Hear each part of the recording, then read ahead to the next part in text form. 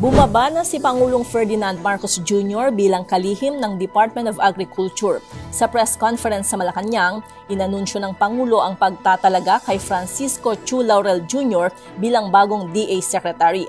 Ayon kay Pangulong Marcos, tiwala siya sa kakayanan ni Laurel na pangasiwaan ang isa sa pinakamahalagang ahensya ng gobyerno dahil matagal na ito sa industriya ng pangingisda. Nauunawaan rin daw nito ang mga problema sa sektor ng agrikultura at maraming kilalang mga eksperto na maaaring malapitan at makatulong na masolusyonan ang mga problemang ito. Unang direktiba ng Presidente sa DA Secretary na gawa ng paraang makontrol ang pagtaas ng presyo ng mga produktong pang-agrikultura. Grain control of the prices of all the agricultural commodities that are going up. At tinatamaan tayo ng, yun na pag-usapan ko, climate change, alam nyo na lahat yung swine flu, alam nyo na lahat yung avian flu na tumatama sa atin.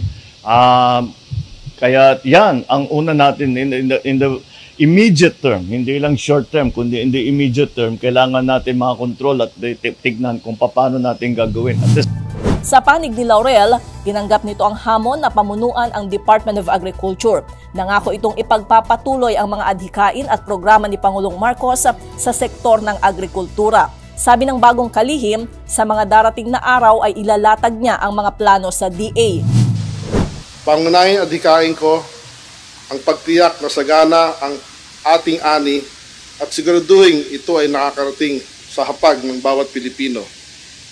Layunin ko na tiyakin na may sapat at masustansyang pagkain na mabibili ang ating mga kababayan sa tamang halaga.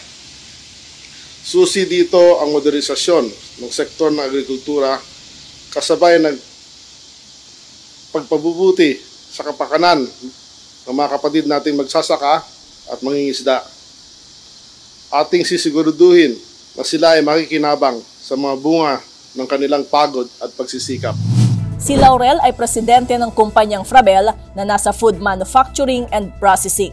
Para sa MBC Network News, ito si Les Narciso, tuloy-tuloy sa pagbabalita, tuloy-tuloy sa serbisyo, sama-sama tayo Pilipino.